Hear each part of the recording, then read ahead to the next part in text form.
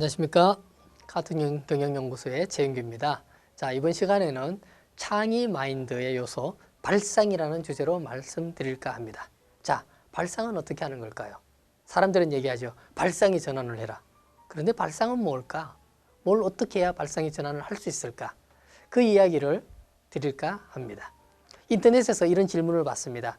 어떤 사람이 질문을 올렸습니다. 이렇게 쳐서 올렸겠죠? 이런 질문이었습니다. 내가 뭘 하고 있는 거지? 라고 내 스스로 놀랄 때가 많아요. 라고 질문을 올렸습니다. 그러면서 그 밑에 이렇게 적었습니다. 내가 이렇게 놀라는 게 이게 빙의라는 건가요? 라고 질문을 올렸습니다. 어떤 사람이 댓글을 달았네요. 빙신입니다. 라고 댓글을 달았습니다. 또 어떤 사람이 질문을 이렇게 올렸습니다. 나는 주민증이 나온 지 1년이 넘었는데 술집이나 편의점에만 가면 자꾸 주민등록증을 보여달라고 해요. 왜 그런가요? 라고 얘기를 했습니다. 한 사람이 댓글을 달았네요. 사람인지 확인하는 겁니다. 라고 댓글을 달았습니다. 굉장히 우스운 댓글인데요. 저는 여기에서 발상의 전환을 보았습니다.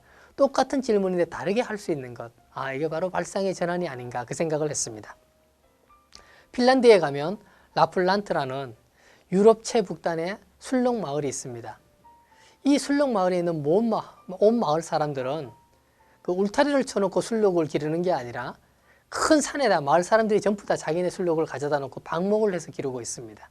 그런데 이렇게 방목을 해서 기르기 때문에 술록끼리 결혼을 해서 새끼를 놓게 되죠. 그런데 의문이 들었습니다. 나중에 겨울이 오기 전에 저 술록들을 다 데리고 갈 텐데 그렇게 데리고 갔을 때 새끼들은 어떻게 해야지? 왜냐하면 어미 술록은 뭐 키나 목에 표시를 해놓으면 되잖아요. 근데 산속에서 태어난 새끼들은 아무 표시가 없는데 과연 누가 가지고 갈까? 그 고민이 들었습니다. 그런데 이 마을 사람들은 절대 고민하지 않았어요. 그냥 어미를 데리고 갔을 때 그 어미를 따라오는 새끼가 이 어미의 새끼입니다. 그래서 마을 사람들은 이렇게 정했습니다.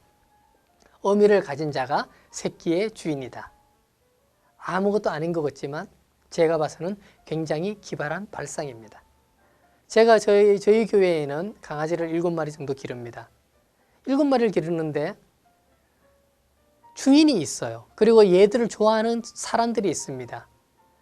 그러나 얘네들이 일요일만 되면 주인과 좋아하는 사람을 구별하지 못하게 됩니다. 왜냐? 어린 아이들이 손에 과자를 들고 나타납니다. 그때 이 개의 입장에서 보면 먹을 것을 손에 쥔 자가 주인입니다. 그 사람만 따라다닙니다.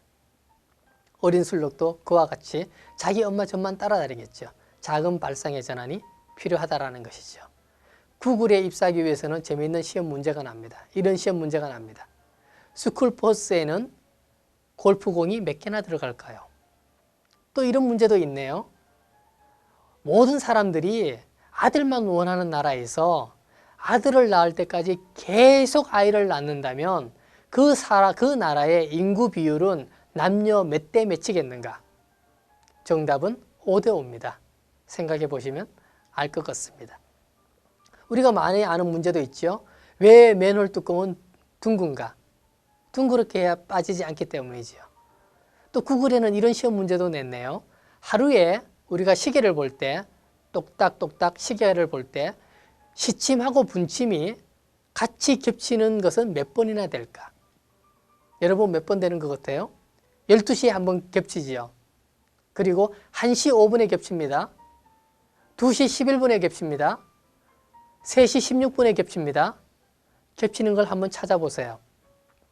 오전에 11번, 오후에 11번 해서 22번이 초침과 분침이 겹치게 되어 있습니다. 이런 문제까지 내는 것, 사람들이 어떻게 바라보고 대상을 어떻게 생각하는지 그 발상적인 아이디어를 테스트하기 위한 질문들이라는 것이죠. 그런데 대한민국 교육은 어떻습니까? 아이들이 생각하는 방법을 배우기 위해서 학교에 가는데 학교에는 생각하는 방법은 가르쳐주지 않고 시험 보는 법만 가르쳐줍니다. 이제 부모님들이 아이들에게 생각하는 법, 발상하는 법을 가르치셔야 됩니다. 일본에는 이런 신문도 나왔습니다. 좋은 신문도 많은데 이혼이라는 신문이 나왔습니다. 이 신문은 뭐냐? 우리가 결혼할 때 어떻게 합니까? 청첩장을 만들어서 수많은 사람들에게 돌리죠. 우리 결혼합니다. 축하해 주세요. 잘 살면 되는데 잘 살지 못하는 사람들이 있어요. 몇 년 살다가 이혼을 하게 됩니다. 내가 결혼했다라고 알렸던 사람들한테 나 이혼했다라고 얘기를 해야 될 텐데 그 말하기 쑥스럽지요. 창피하지요. 그래서 그런 사람들을 위해서 이혼 신문을 만들었습니다. 어색하고 쑥스러운 일을 대행해주는 일. 주변 사람에게 알리긴 알려야 되겠는데 너무너무 번거롭고 전화하기도 힘들어. 그런데 한 번에 끝내는 방법. 이혼 신문을 이용하세요. 라고 해서 지금 그 성업을 하고 있습니다. 한국의 어떤 구청에서는 이런 재미있는 발상을 했습니다. 구청에 쓰레기를 치우는데 음식물 쓰레기를 치우는데 음식물 쓰레기를 담아놓으면 고양이들이 야생 고양이죠. 그 고양이들이 와서 음식을 막 해서 발톱으로 해서 음식을 파재킵니다. 쓰레기를 치우러 와보면 음식이 막 널그러져 있죠. 어떻게 할까? 쓰레기 봉지를 굉장히 튼튼하게 만들까? 그럼 돈이 또 많이 들잖아요. 그래서 부천시설관리공단에서는 아이디어를 냈습니다. 어떤 아이디어느냐? 고양이가 접근하지 못하는 봉투를 만들자. 그런데 고양이는 뭘 싫어할까 고민을 했어요. 봉투를 두껍게 만드는 게 아니라 고양이가 싫어하는 것을 고민을 했습니다. 그래서 고양이는 겨자가루를 싫어하는구나. 그러면 쓰레기 봉투에 겨자가루를 묻혀야 되겠다 해서 겨자가루가 코팅된 쓰레기 봉투를 만들어냈습니다. 어떻습니까? 발상의 전환이죠. 작은 발상의 전환이 쓰레기 시설, 고양이 문제까지 해결할 수 있었다는 것입니다. 아르헨티나에도 이상한 발상을 한 사람이 있습니다. 이 사람은 이발사입니다. 이발사인데 어떤 이발사냐? 자기는 비틀즈 멤버의 헤어스타일만 만들어주는 이색 이발사입니다. 그런데 다른 머리는 안 깎아요. 비틀즈 스타일의 머리밖에 안 깎습니다. 그런데 이 이발소가 소문이 나서 전 세계에서 다 찾아옵니다. 그 이발소에 가면 비틀즈 포스터로 다 붙어 있습니다. 작은 발상 하나, 작은 아이디어 하나. 그래서 저는 여러분께 말씀드릴 수 있습니다. 발상 하나, 특화된 생각 하나가 내가 이길 수 있는 존재가 된다는 것이죠. 자, 그 발상과 발상을 하지 못하는 차이는 바로 이렇습니다. 어떤 기발한 발상을 보고 대부분의 사람들은 이렇게 얘기합니다. 아유, 어쩜 나랑 똑같은 생각을 했네? 아니면 또 이렇게 얘기하죠. 야, 아깝다. 내가 그때 그거 생각했었는데 라고 얘기하죠. 그러나 조금만 다르게 생각하면 됩니다. 박원순 서울시장의 집무실에 가면 100년짜리 달력이 붙어 있다고 합니다. 우리는 한 달짜리 달력에 한 달씩 넘기는 달력이잖아요. 그런데 100년 달력이 붙어 있습니다. 100년 달력이 붙어 있으면 어떤 생각이 들까요?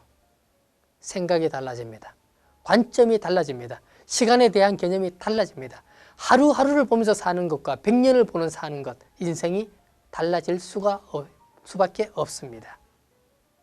그래서 어떤 관점, 어떤 시각으로 바라보는가가 굉장히 다양하게 우리 인생을 좌지우지합니다.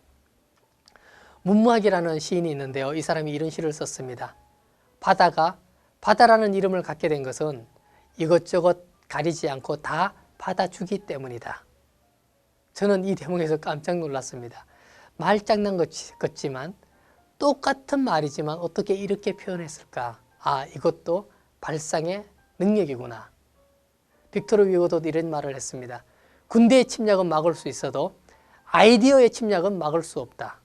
자, 여러분의 발상, 그 아이디어의 힘을 기르십시오. 이상한 놈들이 온다의 저자 세스 고든은 이렇게 얘기했습니다. 대중은 죽었다. 이제 별종의 시대다. 이제 앞으로 이 세상을 이겨나갈 사람들은 별종밖에 없다. 그 별종들은 생각을 다르게 하는 사람이다. 발상을 다르게 하는 사람이다. 자, 어떻습니까? 여러분의 발상, 여러분의 힌트, 여러분의 아이디어 조금만 다르게 하는 그런 하루 되셨으면 좋겠습니다. 감사합니다.